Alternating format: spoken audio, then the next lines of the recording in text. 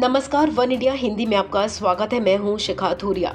गोवा चुनाव से ठीक पहले यहां बीजेपी को बड़ा झटका लगा है।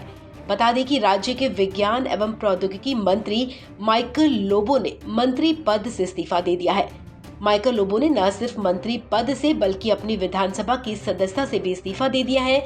गोवा विधानसभा चुनाव से ठीक पहले लोबो के इस फैसले को लेकर कई तरह के कयास लगाए जा रहे हैं। माइकल लोबो ने पार्टी में खुद की अनदेखी का आरोप लगाते हुए इस्तीफा दिया है। उन्होंने आरोप लगाया कि बीजेपी पूर्व सीएम दिवंगत मनोहर पर्रिकर की विरासत को भूल गई है और उनके समर्थक कार्यकर्ताओं को हाशिए पर किया जा रहा है। इस्तीफा देने के बाद लोबो ने उम्मीद जताई कि गोवा के कलंगुट विधानसभा क्षेत्र की जनता मेरे इस फैसले का सम्मान करेगी। गोवा विधानसभा चुनाव से ठीक पहले लोबो के इस फैसले को लेकर कई तरह के कयास लगाए जा रहे हैं। बता दें कि लोबो कलंगुट विधानसभा से विधायक थे। उन्होंने अपना इस्तीफा मुख्यमंत्री कार्यालय और गोवा विधानसभा स्पीकर को सौंप दिया है। इस्तीफा देने के बाद लोबो ने कहा कि मैंने अपने दोनों ही पदों से इस्तीफा दे दिया है। भविष्य में क्या कदम उठाना है इस पर विचार करूंगा। उन्होंने कहा कि मैंने बीजेपी से भी इस्तीफा दे दिया है। लोबो ने कहा कि वो बीजेपी में अपनी और पार्टी कार्यकर्ताओं की अनदेखी किए जाने से परेशान थे। Today I have resigned as a minister in this cabinet and elections are already declared. Model code of conduct is in place and we have to go for the next elections. And I am quite sure people, constituents of Kalangut constituency will respect my decision, what I have taken just now, to resign from the cabinet, and they will give me this opportunity to serve them back again as the MLA.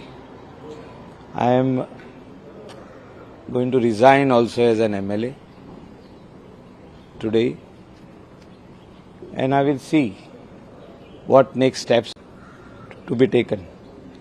It's still not totally finalized what step is to be taken, but I'm in talks with other political parties. Time will say. So what are unhappy, sir? So what was the reason? What you made, sir, to resign?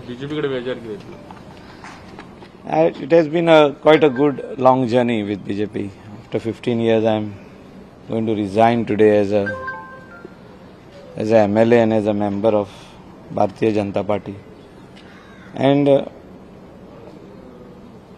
was quite upset with the way we are all looked at, especially the Karyakartas, the grassroots level workers are unhappy with the party. Lobo ने भले ही अभी अपने पत्ते नहीं खोले हों, लेकिन ऐसे कयास लगाए जा रहे हैं कि वो कांग्रेस में शामिल हो सकते हैं। नॉर्थ गोवा में लोबो की मजबूत पकड़ है। उन्होंने 2017 के विधानसभा चुनाव में कांग्रेस के उम्मीदवार जोसेफ रॉबर्ट सिकेरा को हराया था। गौरतलब है कि माइकल लोबो से पहले हाल ही में बीजेपी के दो विधायकों कार्लोस अल्मेडा और अलीना साल्दना ने पार्टी से इस्तीफा दे दिया था। आपको बता दें कि शनिवार को ही गोवा विधानसभा चुनाव की तारीखों का ऐलान किया गया है। राज्य में एक चरण में 14 फरवरी को मतदान होगा और 10 मार्च को नतीजे घोषित किए जाएंगे। गोवा में कुल 40 विधानसभा सीटें हैं। फिलहाल गोवा में बीजेपी की सरकार है। उसके पास अपने 25 विधायक हैं और एक निर्दलीय विधायक का समर्थन हासिल है। इस खबर में फिलहाल इतना ही। तमाम अपडेट्स के लिए आप बने रहें वन इंडिया हिंदी के साथ।